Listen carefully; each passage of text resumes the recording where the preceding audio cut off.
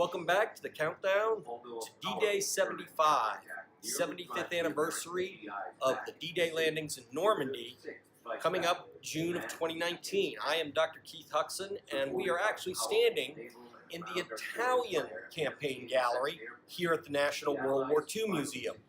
Now, why are we in this gallery today? Well, part of it is that we want people to understand that the war was continuing to go on despite all the planning for the Normandy landings. And in December of 1943, 75 years ago, there was a very poignant moment in the Italian War concerning Ernie Pyle, the columnist. Now, Pyle was on the road to Normandy in his own personal career. But in 1943, he was in Italy.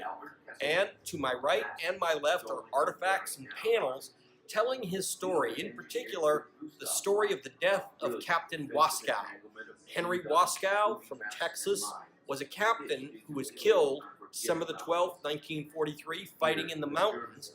And Pyle heard about this. He was very well respected from his men.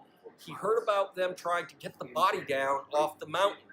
He waited until December the 14th when his men successfully brought Captain Waskow's body down and laid it, along with 4 other bodies, behind a low stone wall. Pyle stayed near so he could watch and hear what his men said to him.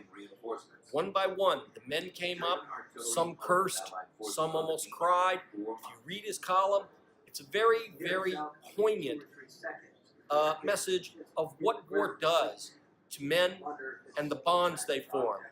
The last soldier who came to see Captain Waskow actually didn't say anything. He just held his dead captain's hand for 5 minutes, and when he was done, he straightened his shirt collar and smoothed out some of his clothing around the wound before walking off in the moonlight by himself. Part of the power of that column, in a personal sense for Pyle, was his understanding that just like those soldiers, he was going to have to continue to fight on in this war.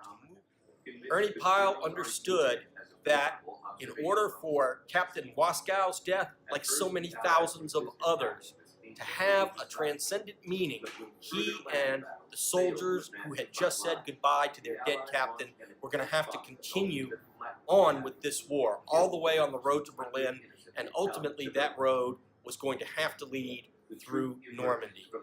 So, we are here in the Italian Gallery to kind of commemorate the events going on in other parts of the war as we continue our countdown to D-Day 75, and we will be revisiting the Italian Gallery in January, because Captain Waskow's death was sort of symbolic of the stalemate that was going on in the mountains in Italy, the fighting so savage in late 1943 that we tried to have an amphibious breakout landing at Anzio in late January, a landing that had a lot of problems, and believe me, that made a big impact on the planners back in England trying to figure out how to make that sort of amphibious operation work in Normandy, the largest amphibious invasion in history.